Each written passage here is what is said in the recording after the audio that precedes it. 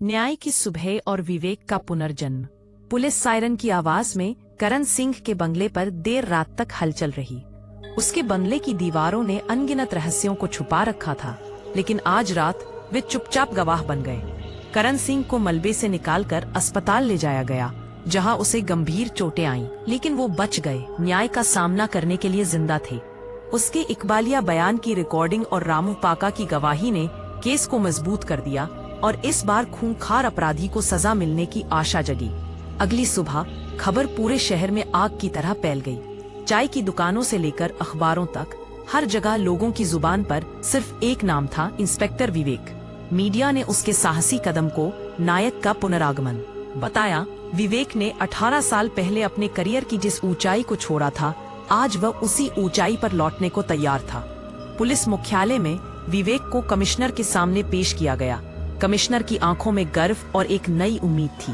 विवेक, तुमने इस्तीफा दे दिया था, पर तुमने जो किया उसने 18 साल पुराना दाग धो दिया। करण सिंह का साम्राज्य अब खत्म है। मैं तुम्हारा इस्तीफा फाड़ देता हूँ। तुम बहाल हो विवेक। तुम्हारा डर कहाँ गया?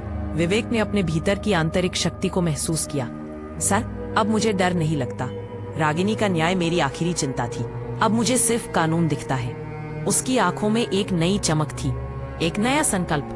विवेक की बहाली हुई। वह अब पहले से ज्यादा शांत और केंद्रित थे। उसका हृदय अब एक ऐसे मिशन के लिए धड़क रहा था जिसने उसे फिर से जिंदा किया। कुछ दिनों बाद करण सिंह का केस कोर्ट में चला गया। रागिनी को आखिरकार न्याय मिला। विवेक अपने घर पर थे। घर का माहौल अब शांत था, लेकिन उसके भीतर एक तूफान मचल रहा था। उन्होंने अपनी डायरी खोली और अंतिम नोट लिखा। न्याय हो गया। रागिनी की आत्मा को शांति मिल गई होगी। अभी कमरे में अचानक चमेली के फूलों की ताजी मीठी सुगंध फैली।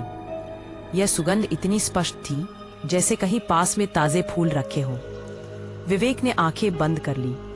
उन्हें महसूस हुआ जैसे उनके कंधे पर किसी ने बहुत हल्का हवा जैसा हाथ रखा हो।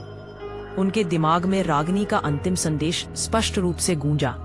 शुक्रिया विवेक, तुमने मुझे न्याय दिलाया, पर याद रखना, अंधेरा सिर्फ हाईवे पर नहीं होता। अंधेरा उन लोगों के दिलों में होता है जो बेगुनाहों को अनदेखा करते हैं। तुम्हारी लड़ाई अभी खत्म नहीं हुई है, उन्हें मत छोड़ना। विवेक ने आंखें खोली। चमेली की सुगंध गायब हो चुकी थी। वह समझ गए, रागिनी ने उन्हें सिर्फ अपनी शांति के लिए नहीं, बल्कि दुनिया में बचे हुए हर उस करण सिंह के खिलाफ लड़ने के लिए कह गई थी जो कमजोरों को कुचलते हैं। उन्होंने वर्दी को छुआ। उनका मिशन बदल चुका था। उनकी आंखों में एक नई आग थी और वह तैयार थे उस अंधकार से लड़ने के लिए जो समाज के दिलों में छिपा था।